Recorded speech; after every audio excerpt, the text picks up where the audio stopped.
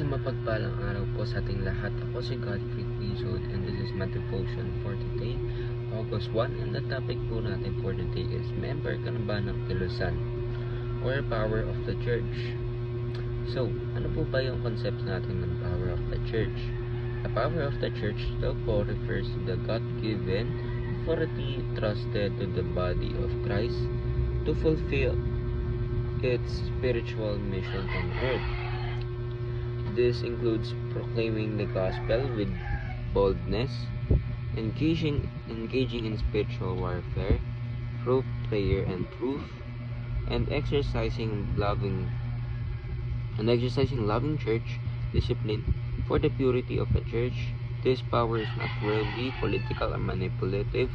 It flows from Christ, the head of the church, who governs his people by his word and spirit. The church is not weak or passive. It is God's obtained instrument for declaring the kingdom, confronting sin, and advancing light in darkness.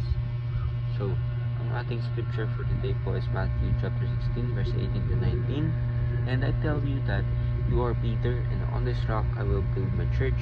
The gates of Hades will not overcome it. I will give you the keys of the kingdom of heaven. Whatever you bind on earth will be bound in heaven, and whatever you loose on earth will be loose on heaven. So, ano daw po ba yung Church of Christ? Ibig sabihin po kasi ng Church of Christ daw is ito po yung mga believers na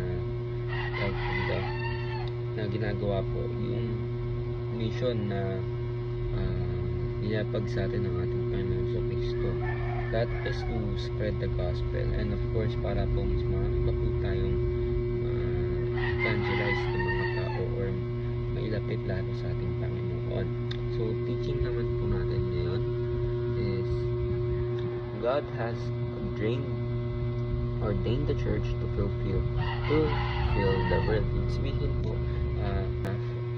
through us, sabihin tayo po yung ginagawang instrumento ng ating Panginoon para po mas marami pa pong tao ang mahilapit sa Kanya, and of course to change the world.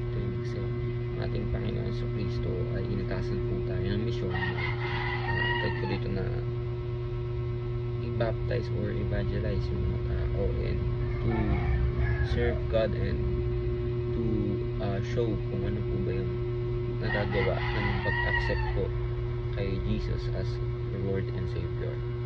So, second teaching is Jesus is the founder and head of the church. Of course, ang ating Panginoon po ang nag-establish ng church. And dapat yung talaga yung mission natin is masunod complete. Talaga masunod yung example po ng ating Panginoon, or ginawa niyang example dito sa mundo, and kung ano yung mga teachings niya na pinapagawa niya po sa atin, dapat ayun po kung talagang susundin natin. So, third teaching naman po is the Spirit indwells the church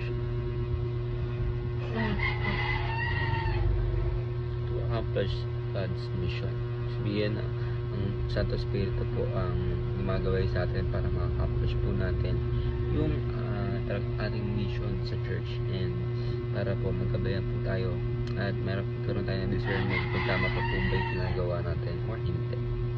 And sa paggabay po ng Santo Espiritu sa atin, mas napipigilan po natin yung church na magkamali or mag-give in to temptation. So, ayun na po, si Godfrey Quezon, and this is my devotion for today, August 1. Sana po ay marami ganyan tutunan, and